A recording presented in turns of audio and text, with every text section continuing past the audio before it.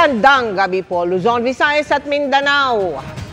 Inatasan ni Pangulong Bongbong Marcos ang DFA at PNP na makipag-ugnayan sa mga embahada sa ibang bansa para matunton si dating Congressman Zaldico. Kasunod yan ang anunsyo ng Pangulo na kanselado na ang Philippine passport ni Ko. Gayunman, naunang binanggit ng DILG na 2 ang pasaporte nito. Git naman ang abogado ni Ko, wala pa silang natatanggap na impormasyon ukol sa nakanselang passport.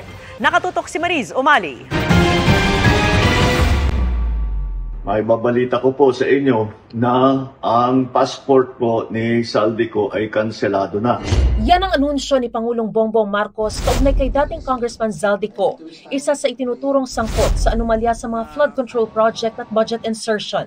May pinag-utos din ng Pangulo. Kaya in-instructionan ko na ang Department of Foreign Affairs, pati ang PNP, na makipag-ugnayan sa ating mga embassy sa iba't ibang bansa para tiyakin na hindi maaring magtago itong ating hinahabol na magtago doon sa kanilang bansa. At kung sakali man ay siya'y pupunta ron, ay i-report sa atin para naman ay maibalik natin siya dito sa Pilipinas. Sa huling impormasyon ng DILG, nasa Portugal umano nagtatago si Ko na noong Hunyo pa umalis ng bansa para raw magpagamot bago pa umusad ang mga investigasyon ukol sa flood control projects. Pero nauna na ring ibinalita ni DILG Secretary John Vic Remulla na may 2 passport na hawak si Ko. Bukod sa kanyang Philippine passport, ay mayroon din daw siyang Portuguese passport. Kaya ang tanong, mapapawi nga ba talaga si Ko sa bansa para mapanagot sa umano'y pagkakasala? Sa isang pahayag, sinabi ng abogado ni Ko na si Attorney Roy Rondain na wala siyang natanggap na impormasyon kaugnay sa pagkansela ng pasaporte ng kliyente. Ang tanging natanggap pa lang daw niya ay ang mosyon ng ombudsman na inihain sa 5th Division ng Sandigan Bayan para kanselahin ang kanyang pasaporte. May 5 araw pa raw sila mula ngayon para magsumite ng kanilang oposisyon. Naniniwala rin si Attorney Rondain na hindi pa raw nakakapagpasya ang 5th Division na kanselahin ito hanggat may oras pa siya para umapela. Bukod kay Ko, binanggit din ni Pangulong Marcos sa kanyang video message ang pagsuko ng contractor na si Sara Diskaya.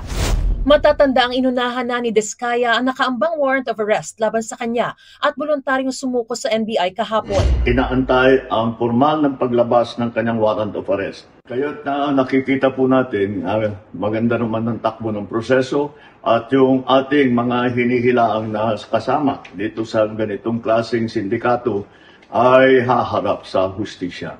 Pangako pa ng Pangulo, asahan po ninyo na patuloy pa rin ang ating investigasyon, patuloy pa rin ang ating pagpila ng mga kaso upang tiyakin na ang mga guilty dito sa ganitong klaseng iskandalo ay haharap sa batas at bukod dyan ay maibalik ang ninakaw na pera sa taong bayan.